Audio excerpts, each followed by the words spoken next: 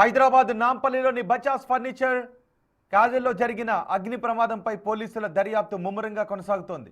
ఈ ప్రమాదంలో దట్టమైన పొగ కారణంగా ఊపిరాడక ఇద్దరు చిన్నారులు, ఒక గృహిణి, షాప్ ఉద్యోగి, ఆటో డ్రైవర్ సహా 5గురు మృతి చెందినట్టుగా పోలీసులు నిర్ధారించారు. మధ్యాహ్నం 1:30 సమయంలో గ్రౌండ్ ఫ్లోర్లో షార్ట్ సర్క్యూట్ కారణంగా మంటలు చెలరేగాయని పోలీసులు గుర్తించారు. 2 రోజుల క్రితమే లిఫ్ట్ రిపేర్ పనులు జరగడం వల్ల వైరింగ్ లోపమే కారణం అని పోలీసులు అనుమానిస్తున్నారు. నిబంధనలకు విరుద్ధంగా సెల్లార్ను గోడౌన్గా మార్చి అక్కడ భారీగా ఫర్నిచర్, కెమికల్స్ నిల్వ చేయడంతో మంటలు క్షణాల్లో భవనమంతటా వ్యాపించాయనే ప్రచారం ఉంది. దీనిపై మరింత సమాచారం మా ప్రతినిధి సురేష్ అందిస్తారు.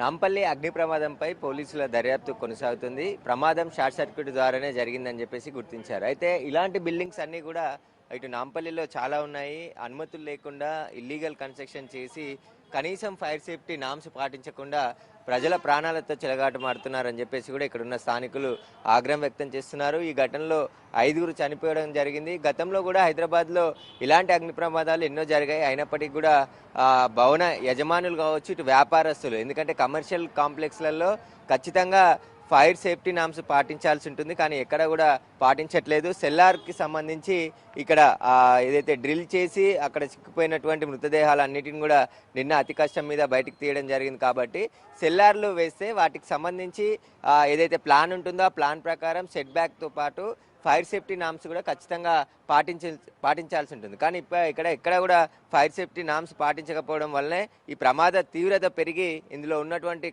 చిక్కుకొని 5గురు చనిపోవడం జరిగింది. గతంలో కూడా గుల్జార్ హౌస్లో కూడా ఇలాంటి ప్రమాదమే జరిగింది.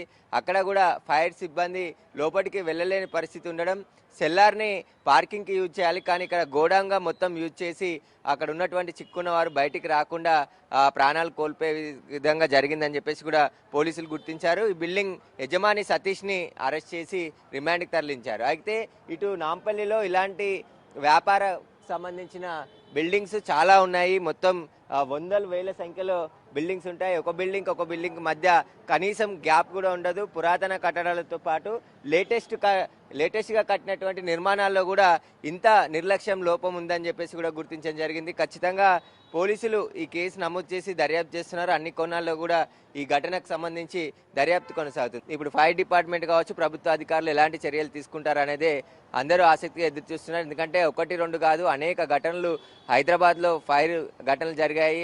చాలా మంది ప్రాణాలు కోల్పోయారు.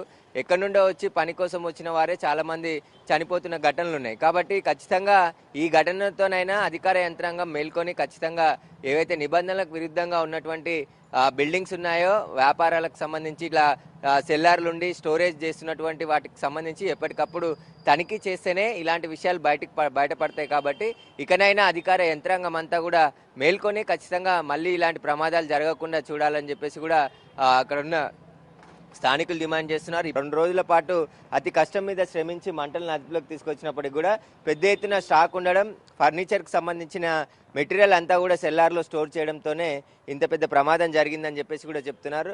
ప్రస్తుతం అయితే ఈ ఘటన పైన పోలీసులు కేసు నమోదు చేసి బిల్డింగ్ యజమాని సతీష్ని అరెస్ట్ చేసి రిమాండ్కి తరలించారు. ఫర్దర్గా నాంపల్లి ఏరియాలో ఇలాంటి భవనాలు ఎన్ని ఉన్నాయి, సెల్లార్లు అన్నీ కూడా స్టోరేజ్ రూముల్లాగా మార్చేస్తున్నారు, గోడాంలాగా మారుస్తున్నారు. గతంలో కూడా అనేక ఘటనలు బయటపడింది. కానీ ఇప్పటికి కూడా అధికారులు ఆకస్మికంగా తనిఖీలు చేసి ఏవైతే సెల్లార్లు ఉన్నాయో వాటిని గోడాన్లుగా మార్చకుండా చర్యలు తీసుకుంటేనే మళ్ళీ ఇలాంటి ప్రమాదాలు జరగకుండా ఉంటాయని చెప్పేసి కూడా స్థానికులు చెప్తున్నారు. కెమెరామ్యాన్ శంకర్రావుతో సురేష్, బిగ్ టీవీ, హైదరాబాద్.